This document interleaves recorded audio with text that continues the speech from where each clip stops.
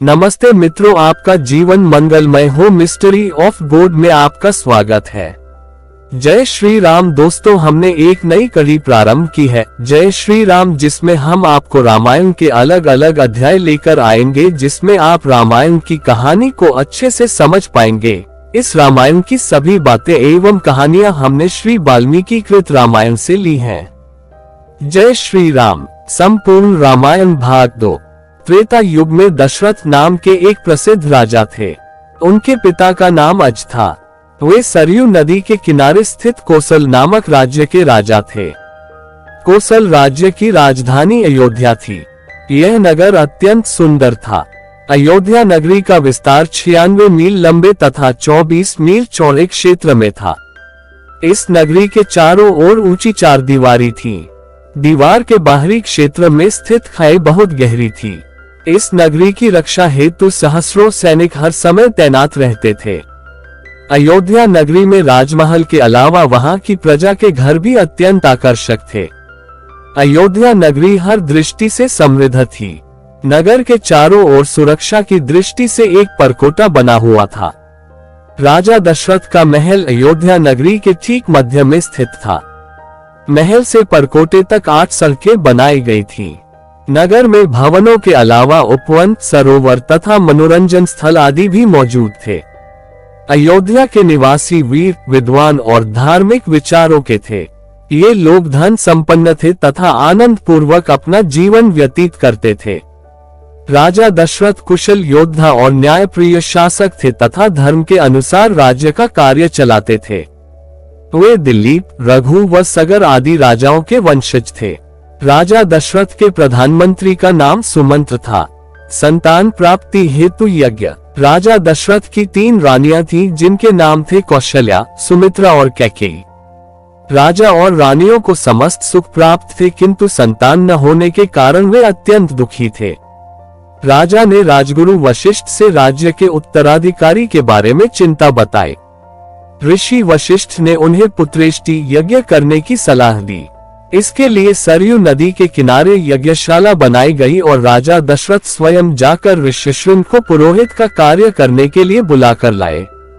रानियों, मंत्रियों, राजपुरोहितों एवं प्रमुख नागरिकों की उपस्थिति में यज्ञ आरंभ किया गया। राजा दशरथ के द्वारा अग्निकुंड में अंतिम आहुति देते ही अग्निदेव हाथ में सोने से बने बर्तन में प्रसाद के रूप में खीर लेकर उपस्थित हो गए। ऋष्यशृंग ने अग्निदेव से बर्तन लेकर दशरथ से कहा, ये खीर रानियों को खाने के लिए दीजिए। राजा दशरथ ने सर्वप्रथम कौशल्या को सोने का बर्तन दिया जिसमें खीर थी। कौशल्या ने आधी खीर लेकर बर्तन सुमित्रा को दे दिया। सुमित्रा ने भी उसमें से आधी खीर लेकर खीर का बर्तन कैकेयी को दे दिया और कैकेयी ने भी उसमें से आधी खीर लेकर शेष खीर सुमित्रा को वापस दे दी। इस प्रकार तीनों रानियों ने प्रसाद आदर पूर्वक आपस में बांटकर ग्रहण किया। पुत्र की प्राप्ति। चैत्र मास के शुक्ल पक्ष की नवमी तिथि को कौशल्या ने राम को जन्म दिया। सुमित्रा के 2 पुत्र हुए, जिनके नाम थे लक्ष्मण और शत्रुघ्न। कैकेयी ने एक पुत्र को जन्म दिया जिसका नाम भरत रखा गया। राजा दशरथ को बहुत अधिक प्रसन्नता हुई। महल के साथ साथ पूरी अयोध्या नगरी में खुशी की लहर दौड़ गई। सभी घरों में मंगल गीत गाए जाने लगे। समय के साथ साथ चारों राजकुमार बड़े होने लगे। राम और लक्ष्मण आपस में अधिक प्रेम करते थे। इसी प्रकार भरत को शत्रुघ्न से विशेष प्रेम था। इन चारों भाइयों को देखकर अयोध्या वासियों को बहुत अधिक प्रसन्नता होती थी। इन सभी भाइयों में राम का व्यक्तित्व सबसे अधिक आकर्षक था। राजा दशरथ ने चारों राजकुमारों की शिक्षा की उचित व्यवस्था की। वे चारों भाई आश्रम में रहकर वेद, शास्त्र, पुराण, राजनीति, धनुष संचालन और अन्य विद्याओं का अध्ययन करने लगे। योग्य शिक्षकों ने उन्हें सभी प्रकार की विद्याओं का उचित ज्ञान कराया। चारों राजकुमार विनय, सदाचार, शील आदि गुणों से भी परिपूर्ण हो गए। उन्हें देखकर राजा और रानियों के हृदय विशेष स्नेह से भर जाते थे।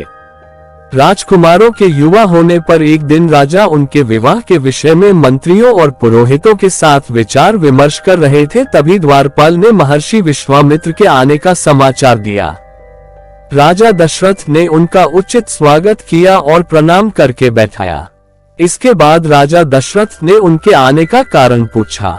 विश्वामित्र ने बताया, राक्षस राज रावण के 2 अनुचर मारीच और सुबाहु हमें यज्ञ नहीं करने देते।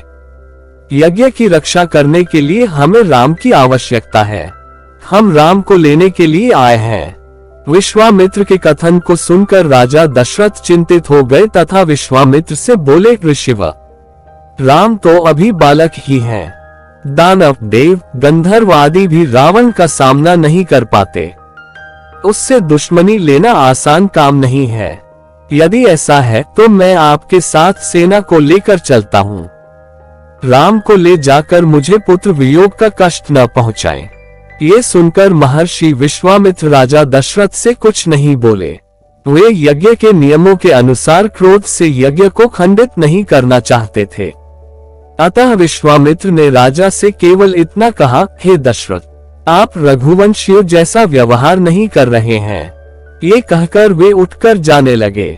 ये देखकर राजगुरु वशिष्ठ ने दशरथ को समझाते हुए कहा, हे राजन, यदि विश्वामित्र राम को अपने साथ ले जा रहे हैं तो इसमें कोई न कोई कारण अवश्य होगा।